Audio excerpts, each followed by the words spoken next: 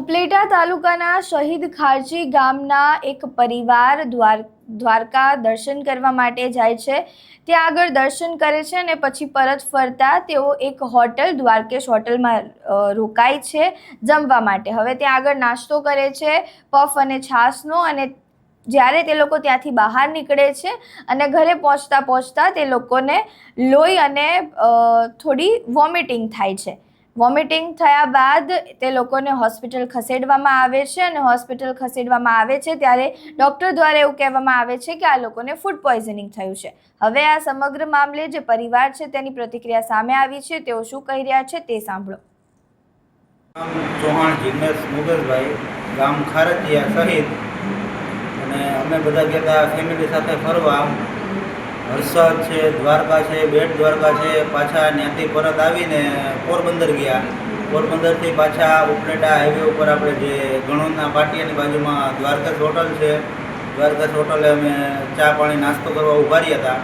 તો ત્યાં અમે છાશ પીધી અને પફ ખાધા હતા, અને આખા ફેમિલીમાં બધાને ઘરે પહોંચ્યા પછી મુમેન્ટ ચાલુ થઈ ગઈ। કોઈ વાતે રોકાતી નથી।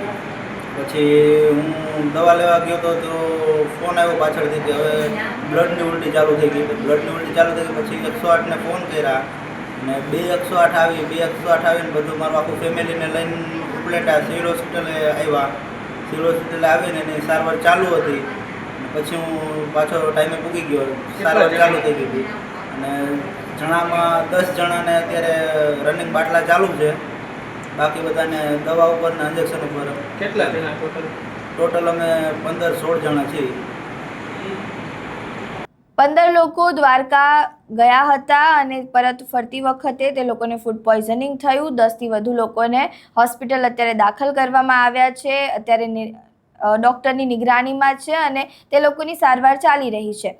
હવે આ સમગ્ર મામલે શું થયું છે, ફૂડ પોઈઝનિંગ એ જે દ્વારકેશ હોટલમાં તે લોકોએ નાસ્તો કર્યો તેને લઈને થયું છે કે પછી કોઈ બીજી રીતે કંઈ બીજું ખાધું છે તેને લઈને થયું છે તે હજુ બહાર નથી આવ્યું। પરંતુ હવે અહીંયા સવાલ એ ઊભો થાય છે કે અમુક જે ખાણીપીણીની જે વસ્તુઓ છે તેમાં ભેળસેળયુક્ત પદાર્થો મળી રહ્યા છે, જેને લઈને હવે જે આમ જનતા છે તેમનું તબિયત ખરાબ થઈ રહી છે, તેમની જે શારીરિક ક્ષમતા છે તે ઘટી રહી છે।